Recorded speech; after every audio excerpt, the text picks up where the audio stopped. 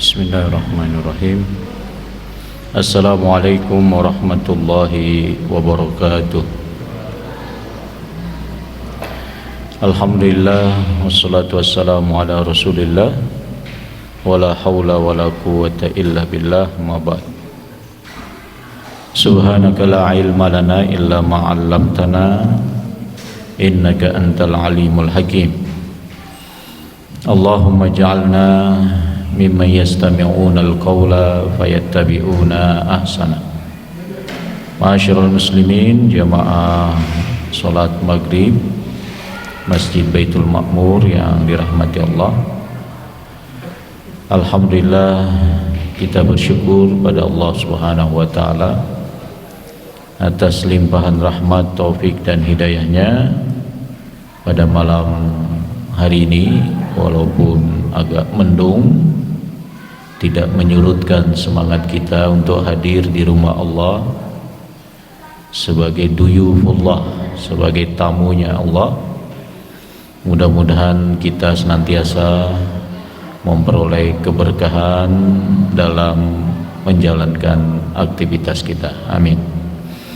Salawat dan salam semoga dilimpahkan kepada junjungan kita Nabi besar Muhammad sallallahu alaihi wasallam. Pada kajian yang lalu kita sudah membahas surat An-Nasr. Itu artinya kita tinggal membahas 4 surat lagi berkaitan dengan tahap pertama pengajian tafsir juz Amma. Harapannya setelah 4 surat ini nanti selesai, kita sudah hafal dari At-Takatsur sampai dengan An-Nas. InsyaAllah Allah akan memudahkan orang-orang yang mau mempelajari, menghafal, membaca dan mengamalkan Al-Quran. Tidak hanya memudahkan, InsyaAllah akan diberi keberkahan Al-Quran. Allahumma amin. Pada pelajaran yang lalu surat An-Nasr, Nabi SAW diberi pertolongan oleh Allah. Pertolongan itu berupa dibukakannya untuk beliau dan umatnya kota suci Mekah. Artinya dibebaskan dari orang-orang kafir, penguasaan orang-orang kafir, sehingga Nabi diperintahkan untuk bertasbih, memuji Allah dan beristighfar. Fasabbih bihamdi rabbika wastaghfir. Potongan ayat ini Nabi takwilkan dalam bentuk bacaan dalam ruku' dan sujud, yang insyaallah Bapak Ibu juga baca, subhanakallahumma wa bihamdika Allahumma ghfirli.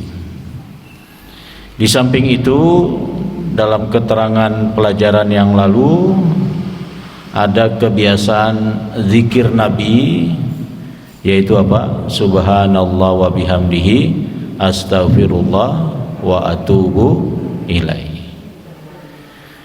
Ini 2 hal yang mudah-mudahan selalu kita amalkan, karena Nabi diperintahkan fasabbih bihamdi rabbika wastaghfir. Bisa dalam bentuk bacaan dalam ruku dan sujud itu yang kita baca, salah satu bentuk bacaan ruku dan sujud.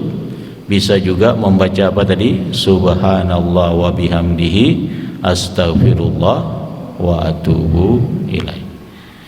Kalau kita punya waktu yang senggang, kita ingin memuji Allah, berzikir pada Allah, di antara zikirnya bisa membaca itu, Subhanallah wa bihamdihi astaghfirullah wa atubu ilaih.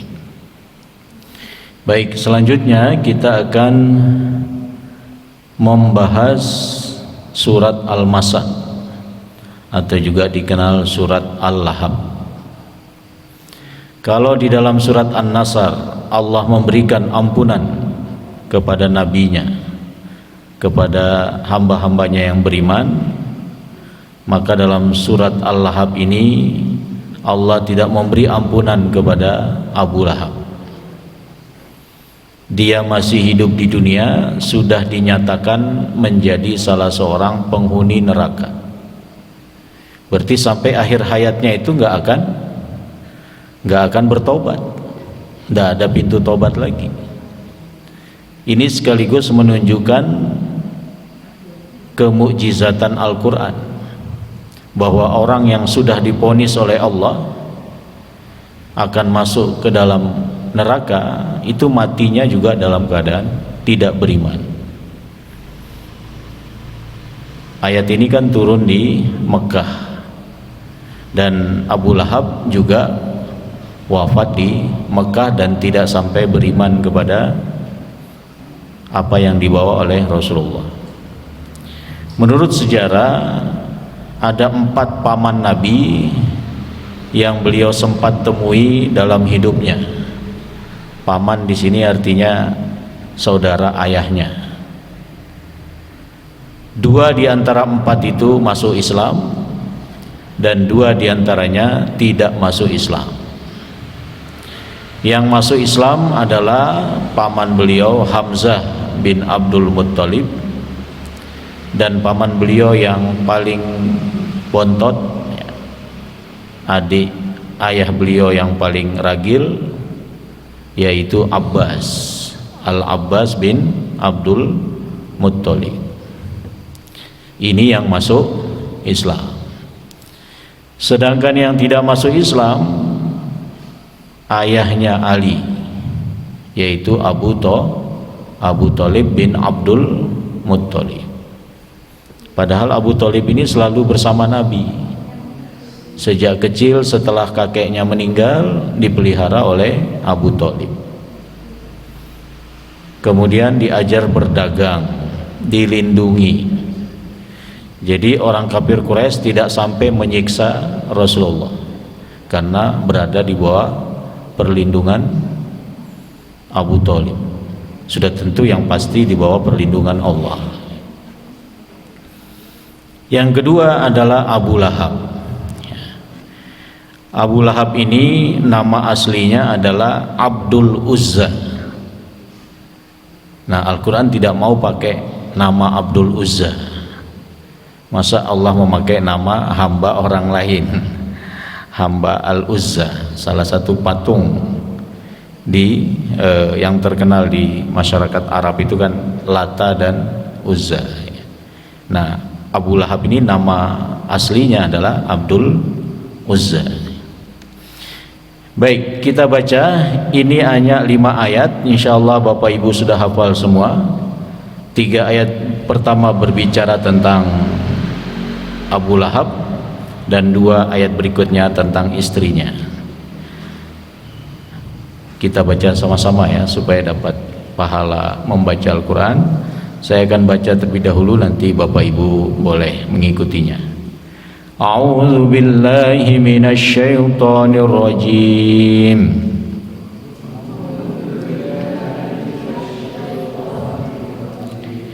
Bismillahirrahmanirrahim.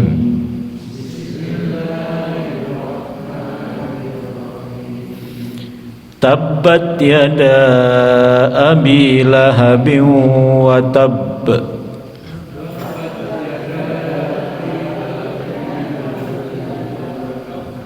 Ma aghna anhu maluhu wa ma kasab.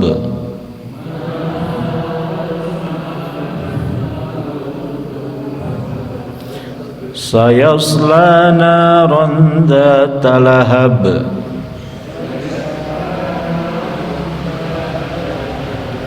Wa imra'atuhu hammalatal hatab.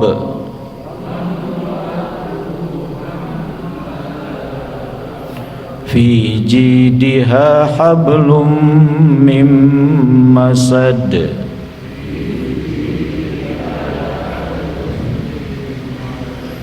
Ya, jadi cuman 5 ayat, semua hurufnya berakhiran huruf-huruf qalqalah kubro. Jadi ada pantulan yang lebih keras dibanding qalqalah sugro ya. Jadi huruf ba, huruf dal ya. Atau biasa disingkat qotbu jaddin ya. Qaf, to, ba, jim, dal. Nah, kalau ketemu itu dalam pemberhentian dalam waqaf itu namanya qalqalah kubro.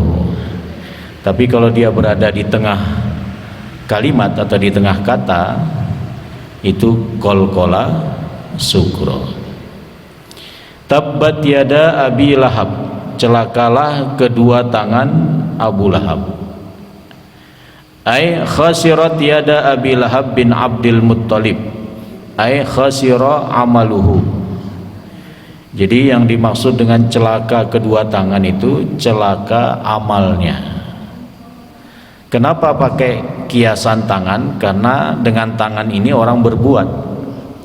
Jadi tangan ini simbol perbuatan, sehingga digunakan oleh Al-Quran celakalah kedua tangan Abu Lahab, artinya celaka perbuatan Abu Lahab. Watab ya, dua kali ini tabat sama tab. Ay khasira huwa bidzatihi id huwa min ahlin nar. Dia rugi secara pribadi juga, tidak hanya amal perbuatannya, diri pribadinya rugi. Menurut sejarah Abu Lahab itu meninggal bagaimana? Abu Lahab itu meninggalkan kena penyakit. Penyakit itu mengeluarkan bau busuk sehingga tidak ada yang berani menguburkan. Untuk menguburkan tuh didorong pakai kayu sampai ke lubang yang sudah disediakan, saking baunya ya. Jadi ini takdir Allah kepada paman Nabi yang memang menentang dakwah Nabi. Ma agna anhu maluhu, tidak bermanfaat untuknya hartanya. Mestinya harta itu kan memberi manfaat bagi pemiliknya, dengan dia bersedekah, dengan dia bantu pembangunan masjid, anak yatim dan lain sebagainya, kan bermanfaat bagi pemilik harta. Tapi dinyatakan oleh Al-Quran hartanya Abu Lahab yang cukup banyak itu tidak memberikan manfaat apapun bagi Abu Lahab. Ketika kakek Nabi itu meninggal, Abu Lahab itu mengajukan diri untuk merawat atau mengasuh Nabi, karena dia menganggap dirinya lebih mampu, lebih kaya dari Abu Thalib. Orang mau merawat seseorang kan harus ada modal harta kan? Tapi ternyata Abdul Muthalib memilih paman Nabi yang lain, yaitu Abu Thalib. Dulu ketika Nabi Muhammad ini lahir, Abu Lahab ini termasuk yang paling senang, paling gembira. Saking gembiranya keponakannya itu lahir laki-laki, dia membebaskan salah satu budak perempuannya. Artinya sebelum Nabi menyatakan diri jadi Nabi, betapa sayangnya Abu Lahab itu dengan keponakannya. Bahkan dua putri Nabi, yaitu Ummu Kulsum dan Ruqayyah, dinikahkan dengan dua putra Abu Lahab. Karena umumnya pernikahan pada saat itu masih dalam keluarga dekat ya. Dan Islam membolehkan menikah antar sepupu.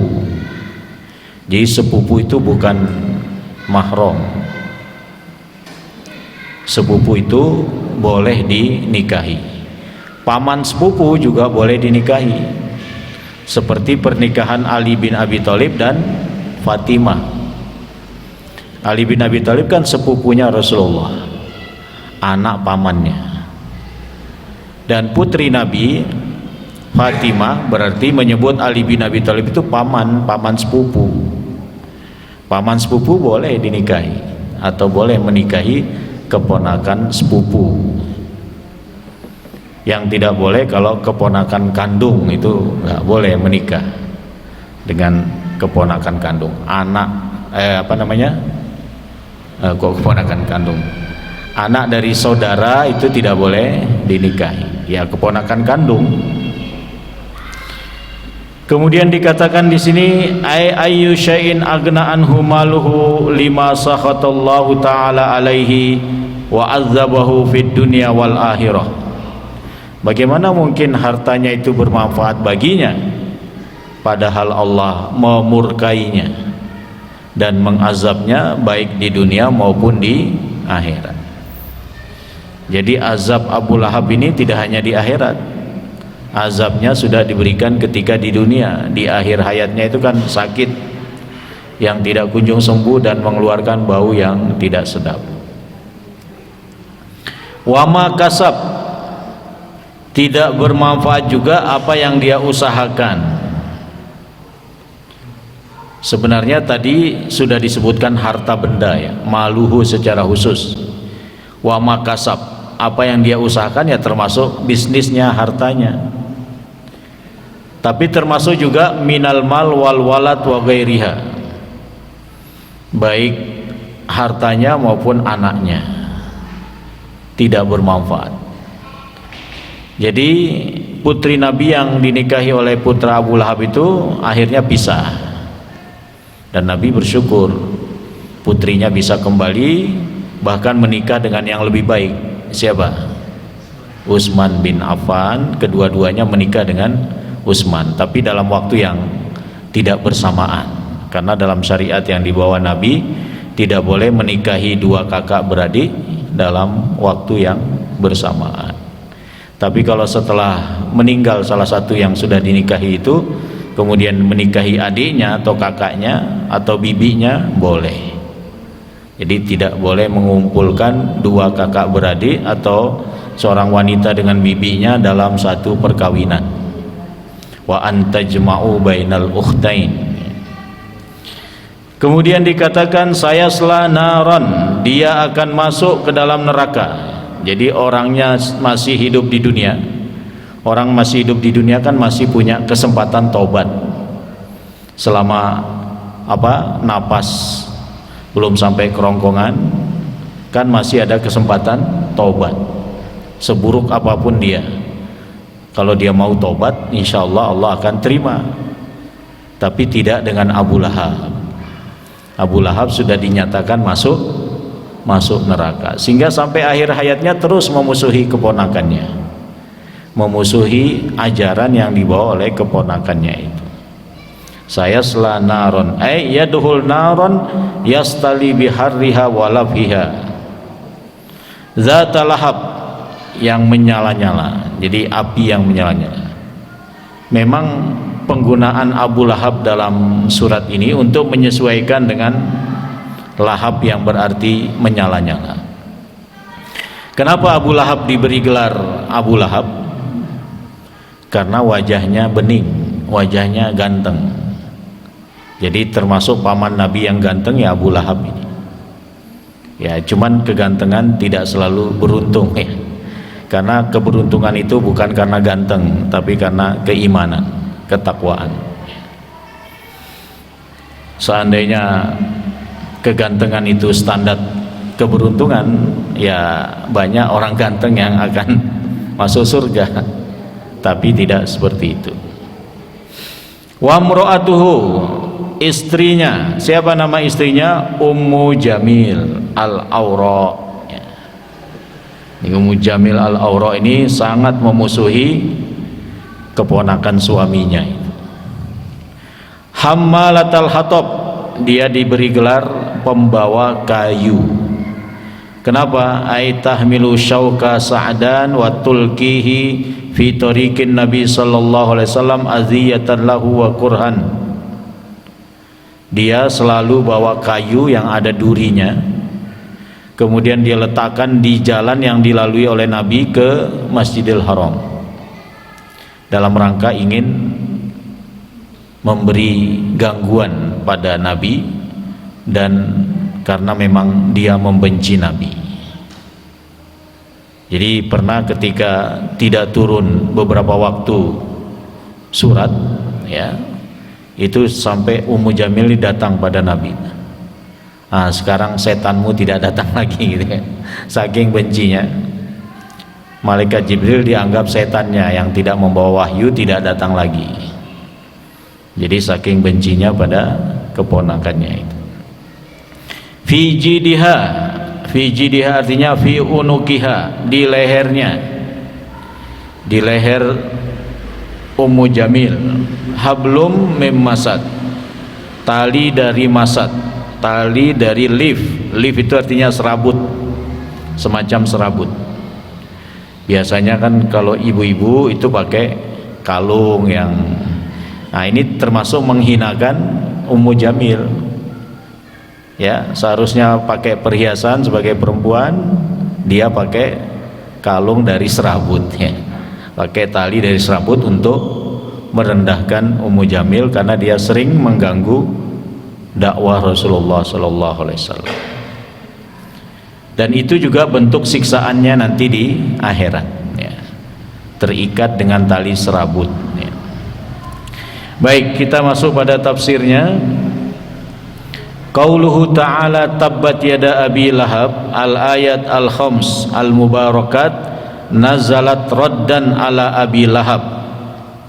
Firman Allah tabbat yada sampai terakhir 5 ayat yang berkah ini turun untuk menyanggah pernyataan Abu Lahab.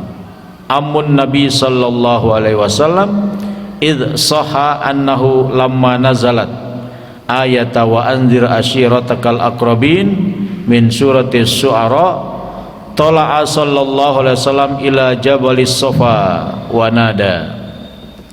Jadi ceritanya ketika turun ayat dalam surat Asy-Syu'ara, wa anzir ashiratakal aqrabin, beri peringatan kepada keluarga dekatmu wahai Muhammad. Jadi dakwah sudah mulai terang-terangan, karena strategi dakwah pertama itu kan 3 tahun dengan dakwah diam-diam. Setelah turun ayat ini, Nabi mulai mengumpulkan orang-orang untuk, terutama kerabatnya, untuk menyampaikan tauhid ya. Maka beliau naik ke atas Bukit Sofa. Ya, mungkin yang sudah haji bisa membayangkan ya Bukit Sofa itu di sebelah mana ya. Wanada wasbahahu wasbahah, ayo kumpul-kumpul. Wah, ini yang mengajak kumpul ini orang yang tidak pernah bohong. Nah, sehingga orang-orang kumpul. Fajtama'an nas haulahu, maka berkumpullah orang-orang di sekitar Nabi. Faqala lahum inni lakum nadhirun baina yadayya adzabun syadid. Aku adalah pembawa peringatan bagi kalian, yaitu peringatan berupa azab yang pedih. Qulu la ilaha illallah kalimatun tamliku nabiha al-arab wa tudinuna lakum biha al-ajam. Ucapkanlah la ilaha illallah, tidak ada Tuhan yang berhak disembah kecuali Allah, kalimat yang akan membuat bangsa Arab akan menguasai Arab ini, artinya jazirah Arab, dan juga akan membuat orang-orang ajam selain Arab akan ikut, karena kalimat ini kalimat mempersatukan, kalimat tauhid ya. Fana tokoh Abu Lahab ya, Abu Lahab yang ikut berkumpul pada saat itu mengatakan, alihadza jama'tana, apakah hanya untuk ini wahai Muhammad kau kumpulkan kita? Tabban laka tulal yawm, celakalah kamu sepanjang hari. Nah, ucapan ini membuat Allah tidak ingin nabinya dihina seperti itu. Maka turunlah surat Al-Lahab sebagai penolakan atas celaan dari Abu Lahab itu yang mengatakan tabban laka sairul yawm atau tulal yawm, celaka bagimu wahai Muhammad sepanjang hari. Maka turun surat tabbat yada abi lahab. Yang celaka itu bukan Nabi Muhammad, yang celaka itu adalah Abu Lahab. Ay khasira Abu Lahab wa khasira kulla syai'in lahu, celakalah Abu Lahab dan semua yang dimilikinya. Wa hazihi jumlatun du'aiyatun, kalimatnya kalimat yang mengandung doa.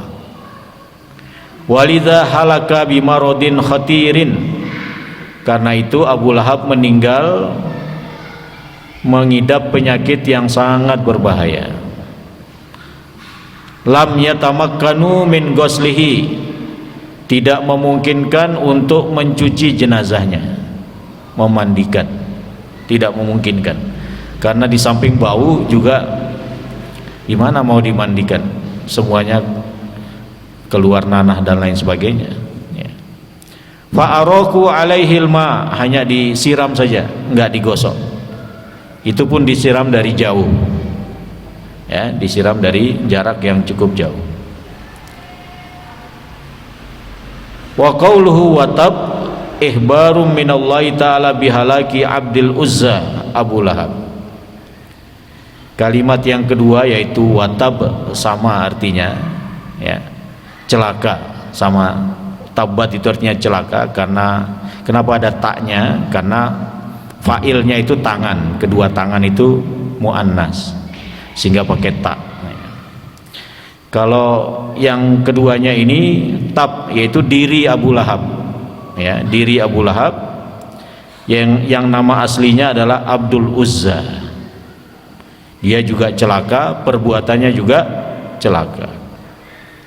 Ma agna anhu maluhu wa ma kasab, tidak bermanfaat baginya hartanya dan apa yang dia usahakan. Ai lima sakhatallahu alaihi, karena Allah murka kepadanya. Wa adkhalahu narahu, dan Allah masukkan ke dalam nerakanya. Lam yugni anhu, enggak mungkinlah bermanfaat harta dan apa yang dia usahakan, karena akhirnya masuk neraka. Lam yadfa anhul azab maluhu wala waladuhu, atau pengertian lain, hartanya tidak mampu menolak azab, anak-anaknya tidak mampu menolak azab yang akan menimpa Abu Lahab.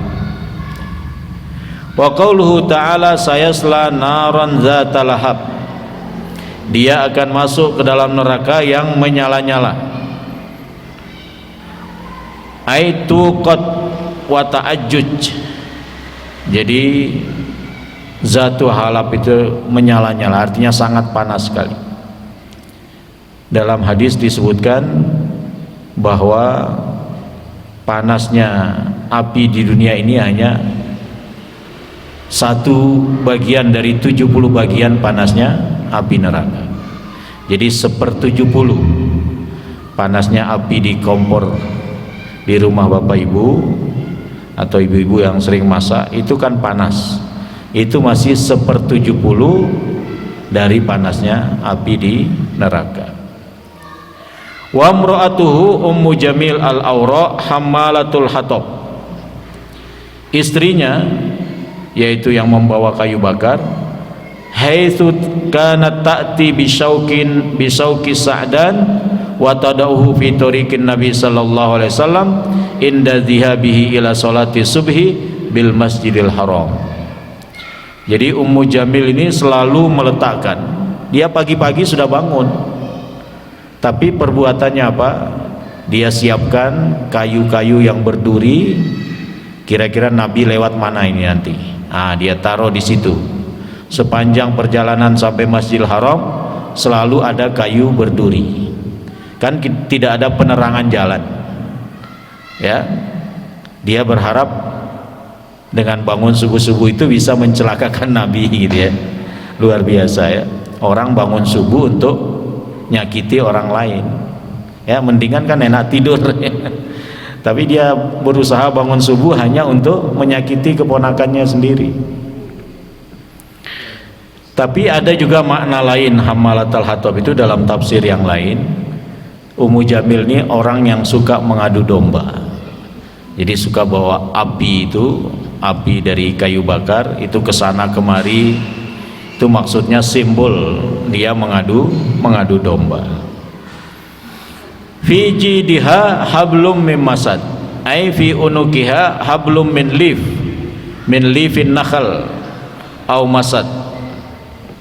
Jadi di lehernya itu ada serabut dari pohon kurma, serabut pohon kurma.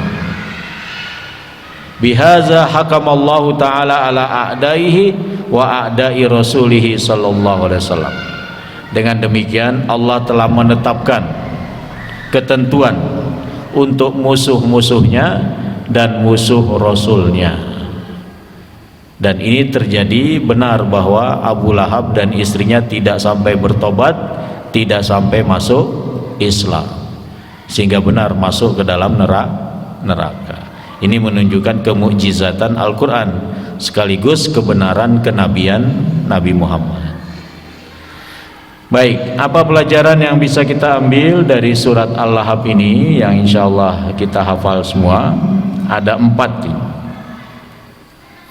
Bayanu hukmillahi bihalaki Abi Lahab wa ibtali kaidihi alladzi kana yakiduhu li Rasulillahi sallallahu alaihi wasallam. Yang pertama, penjelasan ketetapan Allah akan binasanya Abu Lahab dan batalnya rencana jahatnya untuk membuat Nabi sengsara, tidak berhasil, ya, dia yang malah sengsara, ya. Itu yang pertama. Yang kedua, la yugni almal walal walad anil abdi syai'an min azabillah. Tidak bermanfaat harta maupun anak yang dimiliki oleh seorang hamba dari azab Allah. Jadi banyaknya harta tidak bisa menjadi jaminan bebas dari azab. Dan diceritakan dalam Al-Quran itu banyak yang ingin menukar azab itu dengan harta benda, sekalipun sebanyak bumi nggak akan mampu, ya. Artinya nggak akan diterima jaminan itu. Jadi nanti itu ya nafsi-nafsi sendiri-sendiri. Idza amila bimasakhitihi wa taraka maradihi. Jadi harta itu tidak akan bermanfaat kalau seseorang itu berbuat yang mendatangkan kemurkaan Allah dan tidak mendatangkan ridhonya Allah. Jadi dapat dipahami sebaliknya, kalau perbuatan seseorang itu mendatangkan ridhonya Allah, maka hartanya bisa jadi kebaikan bagi dirinya. Misalnya seseorang mengeluarkan hartanya untuk sedekah pada anak yatim, itu mendatangkan ridhonya Allah. Nah, sehingga dia akan memperoleh kebaikan dari harta yang dia keluarkan untuk anak yatim itu. Yang ketiga, hurmatu aziyatil mu'minin mutlaqan. Diharamkannya atau terlarangnya mengganggu orang mukmin. Dilarang mengganggu orang beriman. Yang keempat, adamu igna'i al-quraba syai'an ma'asyirki wal kufri. Tidak berlakunya kekerabatan dengan kesyirikan dan kekufuran. Jadi walaupun Abu Lahab itu paman Nabi, bukan kemudian nanti dapat ampunan. Jadi kekerabatan tidak berlaku selama antar kerabat itu melakukan kesyirikan dan kekufuran. Yang syirik, walaupun itu anaknya Nabi, walaupun itu pamannya Nabi, bahkan walaupun istrinya Nabi, ya dia nanti akan mempertanggungjawabkan. Kan ada istri Nabi yang tidak sejalan dengan ajaran Nabi. Misalnya istri Nabi Lut, ya. Itu tidak sejalan dengan risalah yang dibawa oleh Nabi Lut. Bahkan ada istri orang yang mengaku Tuhan, tapi justru dibangunkan rumah di surga. Siapa? Istrinya siapa? Istrinya Fir'aun. Ya, istrinya Fir'aun itu kan diabadikan doanya dalam Al-Quran. Ya Allah, bangunkanlah bagiku rumah di surga. Jadi kekerabatan itu tidak selamanya membuat orang beruntung, tapi selama dia menghindari syirik, menghindari kekafiran, maka insya Allah akan selamat, walaupun bukan kerabat orang yang mulia. Orang biasa pun selama tidak syirik, selama tidak kufur, insya Allah akan selamat. Karena tolok ukur kemuliaan bukan kekerabatan. Tolok ukur kemuliaan di sisi Allah ketakwaan. Ini yang harus jadi catatan hidup kita. Kekerabatan tidak ada manfaatnya selama melakukan kesyirikan. Tapi sebaliknya, kalau kekerabatan itu beriman, sama-sama beriman, nanti akan dikumpulkan di surga. Jadi kalau kita dan anak turunan kita semuanya kita jaga keimanan ini, jangan sampai ada yang keluar dari Islam, insya Allah akan berkumpul di surga. Walladzina amanu wattaba'athum zurriyyatuhum biimanin alhaqnahum bihim. Orang-orang yang beriman dan diikuti oleh keturunan mereka juga beriman, maka akan kami kumpulkan ya dengan orang tua mereka. Jadi anak keturunan kita yang beriman itu nanti berkumpul dengan kita, dengan orang tua. Karena itu jagalah keimanan anak-anak, jangan sampai anak-anak keluar dari Islam. Idh Abu Lahab amun Nabi sallallahu alaihi wasallam wa huwa finnar zatul lahab. Padahal Abu Lahab itu pamannya Nabi, tapi dia ditetapkan masuk ke dalam neraka yang menyala-nyala. Baik Bapak Ibu yang dirahmati oleh Allah, itu pelajaran kita dalam surat Al-Lahab. Tinggal 3 surat terakhir yang akan kita bahas insyaallah ya. Barangkali ada yang ingin menambahkan atau ada yang bertanya? Ya, silakan Pak Bambang. Waalaikumsalam warahmatullahi wabarakatuh. Ya.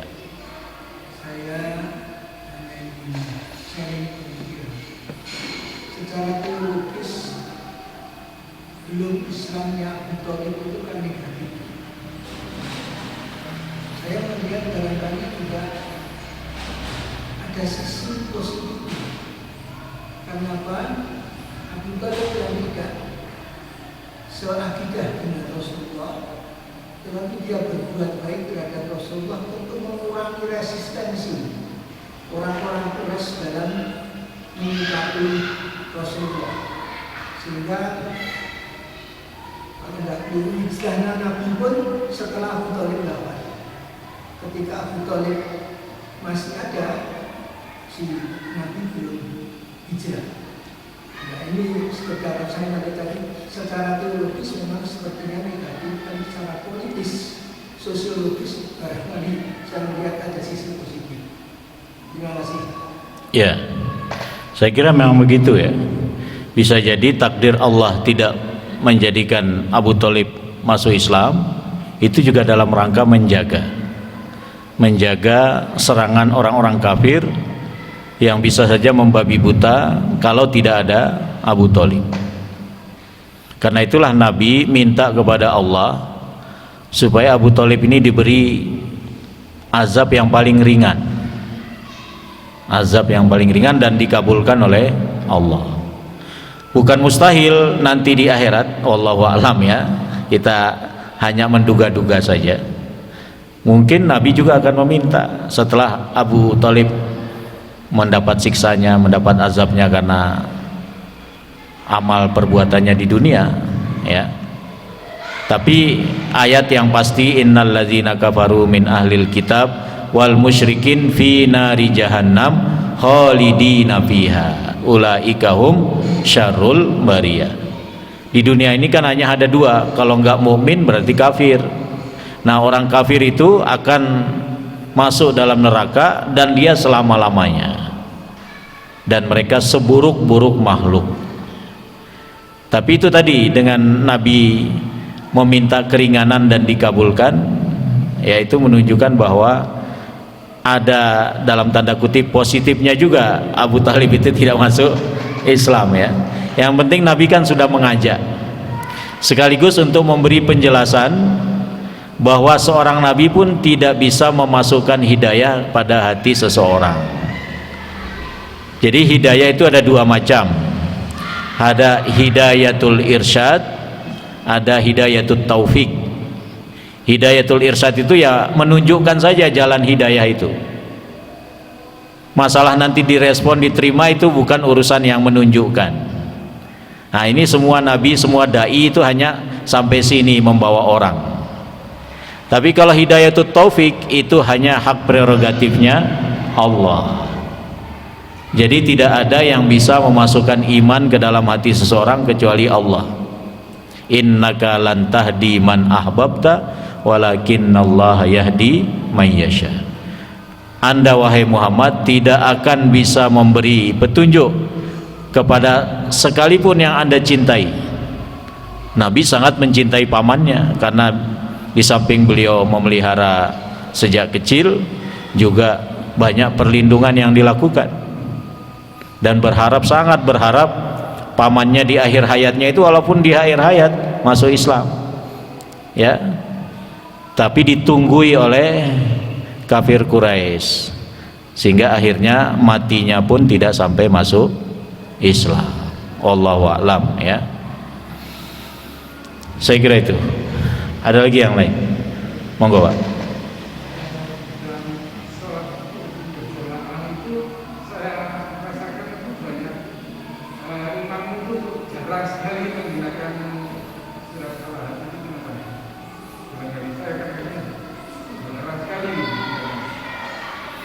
Iya, sebenarnya nggak apa-apa ya, karena yang mengecamkan Allah kita tinggal membacanya.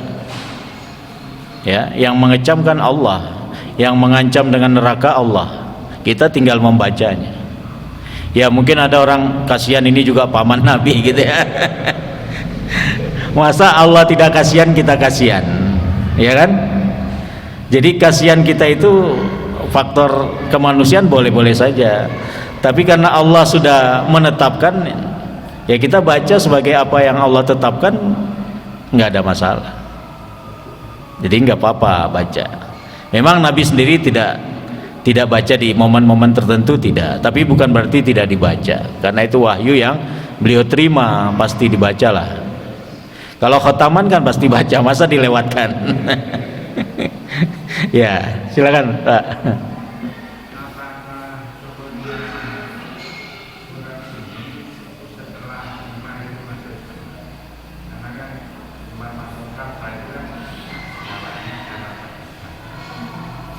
Ya, ini masih awal-awal masih awal-awal Islam ya. Karena 3 tahun dakwah dengan diam-diam, baru turun wa anzir asyiratakal aqrabin. Nabi mulai setelah 3 tahun itu dengan terang-terangan, memulainya di Bukit Sofa tadi. Jadi masih jauh dari masuknya Umar ke dalam Islam. Masuknya Umar ke dalam Islam itu sudah turun surat Toha. Jadi Umar itu masuk Islam kan ketika mendengar adiknya membaca surat apa? Surat Toha. Toha ma anzalna alaikal qur'ana litashqa illa tadhkiratan liman yakhsha, dan seterusnya. Jadi Umar ini berpikir Al-Quran ini diturunkan bukan untuk menyulitkan, bukan untuk membuat sengsara. Kenapa kok ditentang terus? Termasuk Umar pada saat itu termasuk yang menentang kan, menentang Al-Quran, menentang dakwah Nabi. Tapi dia tergerak hatinya.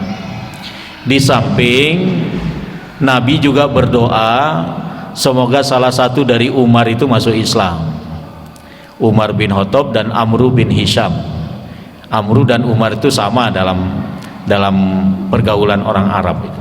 Amru bin Hisham itu siapa? Abu Jahal, karena dia tokoh juga. Umar bin Khattab juga tokoh. Bayangkan usia Abu Jahal 25 sudah bersanding dengan tokoh yang 50 tahun, menunjukkan kecerdasannya. Sehingga orang-orang Arab memanggilnya Abul Hakam, bapak kebijaksanaan. Tapi Nabi mengganti panggilan itu karena dia tidak bijaksana, tidak mau menerima Islam itu tidak bijaksana. Digantilah oleh Nabi dengan sebutan apa? Abu Jahal, bapak kebodohan. Datang kebenaran kok tidak diterima, itu kan bodoh. Masa itu masih bijaksana? Nah, sehingga diganti oleh Nabi menjadi apa? Abu Jahal. Padahal dia cerdas, dia pesohor, dia pemimpin, ya. Setelah Abdul Muthalib dia pemimpin. Nanti ganti Abu Sufyan lagi. Abu Sufyan nanti masuk Islam.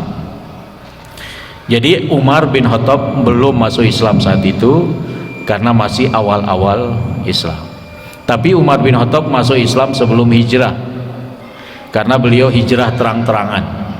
Siapa yang ingin suaminya jadi janda, siapa yang ingin hartanya jadi warisan, silakan halangi Umar. Umar besok mau hijrah, nggak ada yang berani. Ya, itu Umar bin Khattab, ya. Saya kira itu. Baik Bapak Ibu, mudah-mudahan kajian ini memberi kita manfaat. Jangan jadi keluarga yang menolak ajaran dakwah Islam. Jadilah keluarga yang mendukung dakwah Islam, baik suami, istri, anak-anak, semuanya jadi pendukung dakwah Islam. Surat Al-Lahab ini memberikan pelajaran kepada kita, suami istri jadi penghalang dakwah. Walaupun tidak diceritakan anak-anaknya juga sebenarnya dalam sejarah ikut juga menghalangi, tapi tidak sekeras ayah ibunya. Sehingga pelajaran penting bagi kita keluarga muslim, jangan jadi penghalang dakwah. Jadilah keluarga pendukung dakwah Islam. Terima kasih atas perhatiannya. Mohon maaf atas segala kekurangannya. Assalamualaikum warahmatullahi wabarakatuh.